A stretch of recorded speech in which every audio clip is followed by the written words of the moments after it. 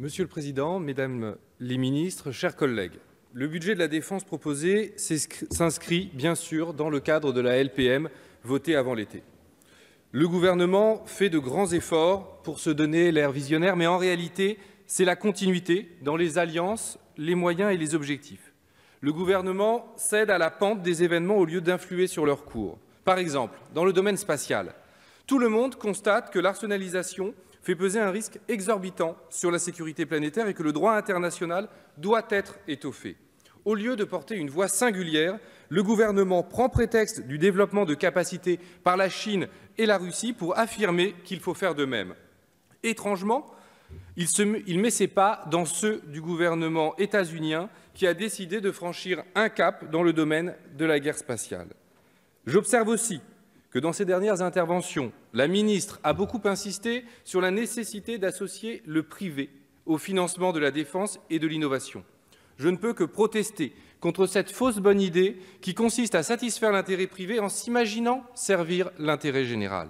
J'y vois un asservissement à moyen terme à des opérateurs que la commande publique aura largement subventionnés. L'obsession de la réduction des coûts amène aussi à privilégier la coopération européenne. Dangereuse illusion, puisqu'il n'y a pas plus de souveraineté européenne qu'il n'y a de peuple européen. Nous abandonnons notre souveraineté et notre capacité industrielle de défense à des coopérations naïves. Les partenariats ne sont pas équilibrés, les partenaires ne sont pas forcément sincères. Nous sacrifions la souveraineté nationale puisque l'Europe de la défense nous place aussi dans la dépendance de l'OTAN. C'est la pire des choses quand l'OTAN sert les visées bellicistes d'un Trump. Nous devrions au contraire œuvrer pour la paix. D'ailleurs, faire atteindre au budget de la défense les 2% du PIB est le principal objectif et il est imposé par l'OTAN. Les partisans de l'indépendance nationale que nous sommes le déplorent. Il est absurde de se donner un chiffre pour objectif plutôt qu'une stratégie. C'est la meilleure façon de perdre de vue que nous parlons de la vie des femmes et d'hommes.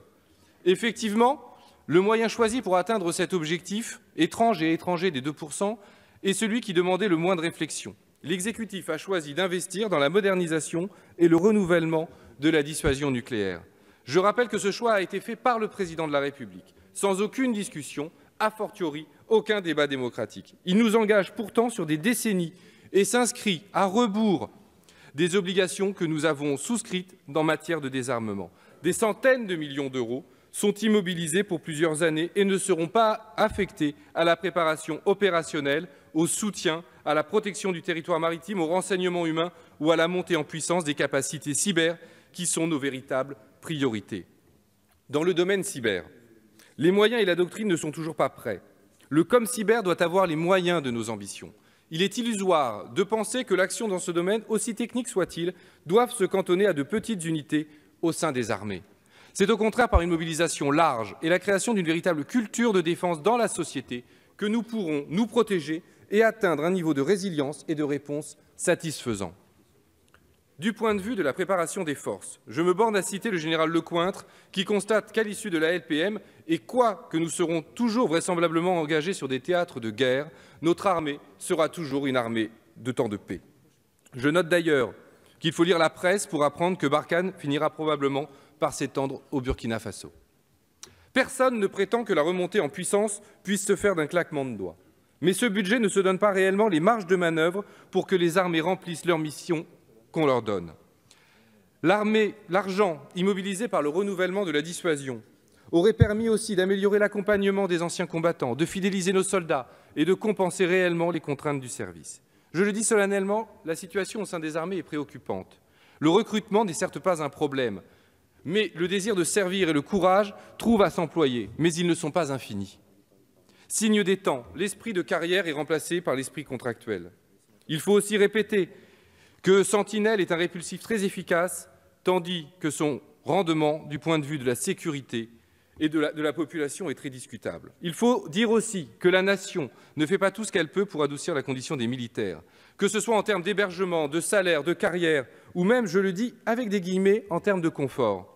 Le plan famille est bien lent à se concrétiser. Une demande aussi simple que celle d'un meilleur équipement en Wi-Fi n'est toujours pas prise en compte. Pour les anciens combattants, je regrette qu'un débat à part entière n'y soit pas consacré. Le sujet le mérite. Je m'en tiens à dire que si les choses ont évolué, il reste beaucoup à faire, notamment dans la prévention et la prise en charge de la blessure psychique, d'autant que leur nombre ira croissant compte tenu des années d'engagement que nous avons derrière et devant nous. En cette année du centenaire, je ne veux pas conclure sans adresser un mot d'hommage aux femmes et aux hommes qui ont combattu et servi lors de ce conflit pour défendre leur patrie républicaine et les principes de liberté, d'égalité et de fraternité. Que leur souvenir nous éclaire.